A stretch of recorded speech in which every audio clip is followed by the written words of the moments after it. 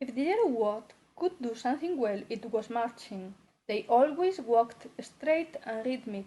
When they marched in pairs, they were Saint tall.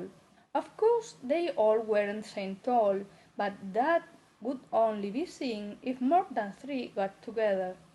I still looked like an ungainly Lucho in spite of the staples and the cuts.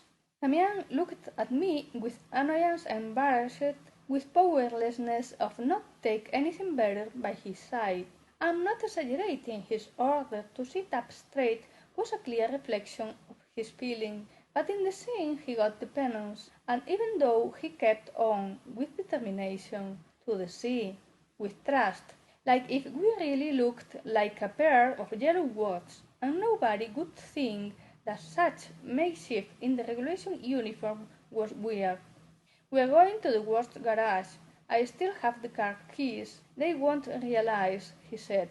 Well, they won't realize if you sit up straight. Do you have a rubber spine or what?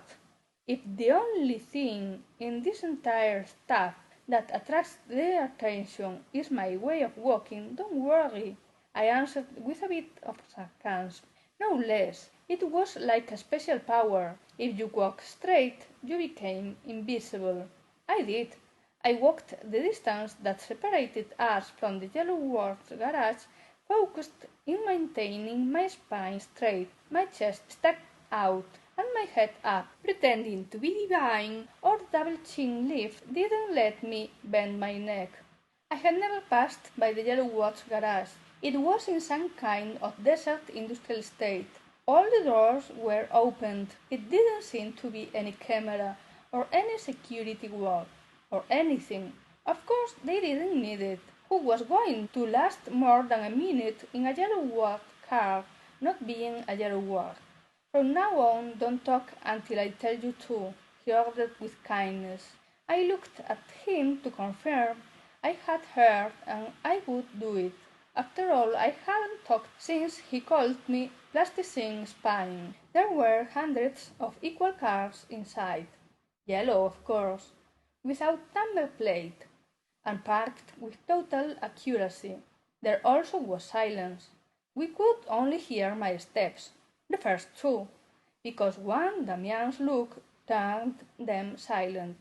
It was an impressive show, straight spine, chest stuck out, head up, and tread carefully. But if things had to be that way, they had to be.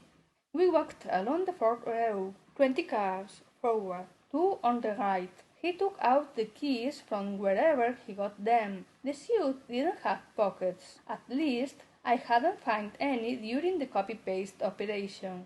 He signaled me to get into the car by the co-driver's side. It smelled of disinfectant. The seat belt fastened automatically, and the dashboard lit up. It wasn't too modern, just basic, but lit up. He started it and we left, without any question, without any problem at all. I was thinking it was too easy. But, of course, who would want some of those cars not being a yellow ward? He turned the radio on. The yellow ward radio, not the official station. We hardly could hear something. Change, copy, and so on. A hubbub. Why are you so quiet? Damian said. Not bad. Very bad. I looked at him very badly. I really didn't have anything to say, but the order was clear, and he didn't tell me to talk yet.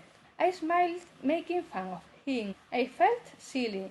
I almost told him that dreaming caused impotence. We can only use it, he said, looking to the steering wheel, up to the city limits. Afterwards, we have to fend for ourselves.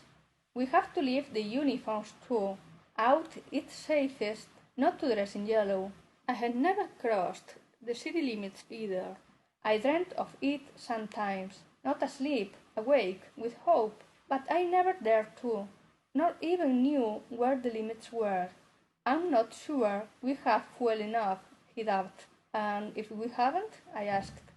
Then, if there is no call about our car, we can refuel. If there is, we had to leave the car. Well, if there is, we will have to leave it anyway, he explained. And if the sea is inside of the city limits? I asked. It isn't, he answered with certainty. Have you ever been out of the city? I asked in surprise. Yes, I have, he answered with an odd look.